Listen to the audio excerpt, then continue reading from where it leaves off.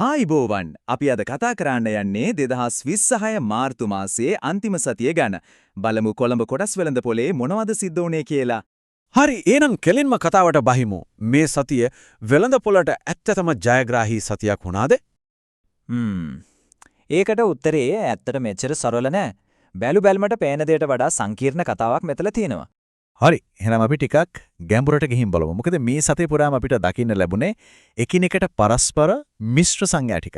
දැන් බලන්න එක පැත්තකින් ගත්තොත් සියලු කොටස් මිල දර්ශකය. ඒ කියන්නේ ASP එක 3.57% උඩට ගිහින් තියෙනවා.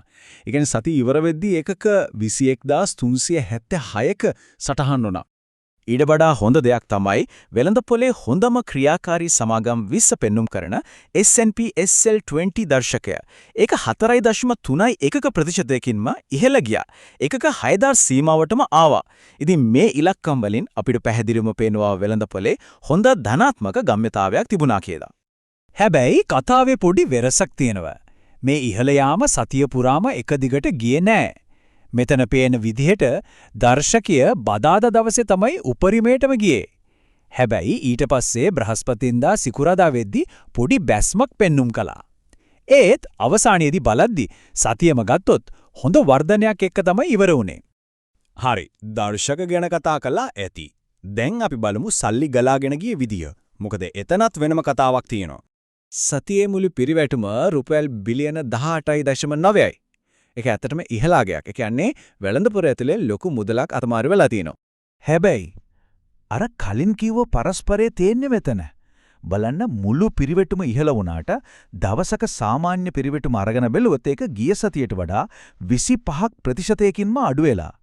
ඉතින් මේකෙන් අපිට මොකද්ද තේරෙන්නේ? සාමාන්‍යයෙන් දවස ගානේ වෙන ගනුදෙනුවල පොඩි අඩුවක් තිබුණත් ලොකු ගනුදෙනු ටිකක් තමයි මේ මුළු සතියේම අගය උඩට ඇදලා තියෙන්නේ. මෙන්න මේ කතාවට හොඳම සාක්ෂිය. මුළු පිරිවටුමෙන් 25.2ක් ඒ කියන්නේ 4න් එකටත් වඩා ඇවිල්ලා තියෙන්නේ ක්‍රොසින්ග්ස් වලින්. දන්නෝනේ ක්‍රොසින්ග්ස් කියන්නේ සාමාන්‍ය වෙළඳපොලේ වෙන ගනුදෙනු වගේ නෙමෙයි. මේවා දෙපාර්ශවයක් කතා වෙලා කලින්ම ලෑස්ති කරලා කරන ලොකු බ්ලොක් ගනුදෙනු.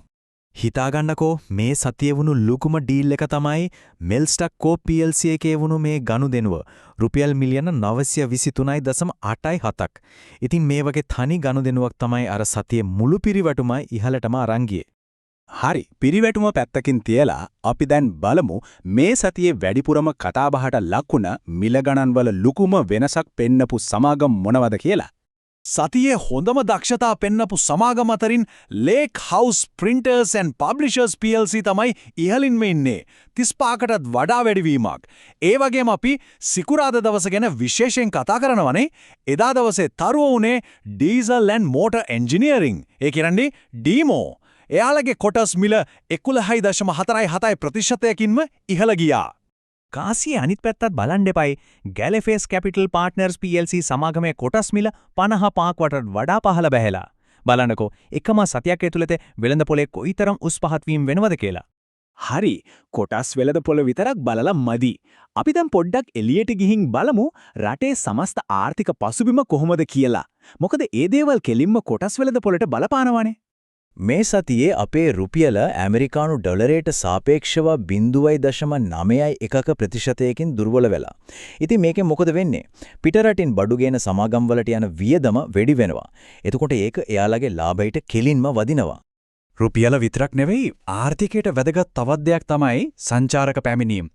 මේ සතියේ ඒකෙත් පොඩි අඩුවීමක් වාර්තා වෙලා තියෙනවා. ඉතින් හොටෙල් සංචාරක ක්ෂේත්‍රයේ සමාගම් වලට මේක එච්චර හොඳ ආරංචියක් නෙවෙයි. හරි දැන් අපි මේ කතා කරපු හැම දෙයක්ම එකට අරගෙන බලමු. මේ ඔක්කොම එකතු වුණාම ඉදිරි සතිය ගැන අපිට මොකක්ද හිතා ගන්න පුළුවන්? හොඳයි. ඉදිරි සතිය දිහා බලද්දී අපිට පේන චිත්‍රය මෙහෙමයි.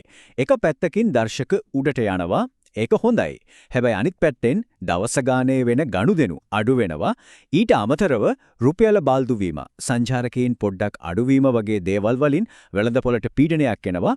ඒත් එක්කම සම්පත් බැංකුව, HNB වගේ ලොකු සමාගම් එයාලගේ ලාභාංශ ප්‍රකාශයට පත් කරන්නත් නියමිතයි. ඒ නිවේදන වෙළඳපොලේ ගමන් මඟ වෙනස් කරන්නත් පුළුවන්. ඉතින් අවසාන ප්‍රශ්නේ මේකයි. එක පැත්තකින් වෙළඳපොලේ තියෙන මේ ඉහළට යන ගතිය, අනිත් පැත්තෙන් ආර්ථිකයෙන් යන අභියෝග. මේ බලවේග දෙක ගැටෙනකොට ඉස්සරහට වෙළඳපොලේ ගමන තීරණය කරන්නේ කවුද? මේ ප්‍රශ්නයත් එක්ක අපි මේ සතියේ විග්‍රහය මෙතනින් අවසන් කරනවා.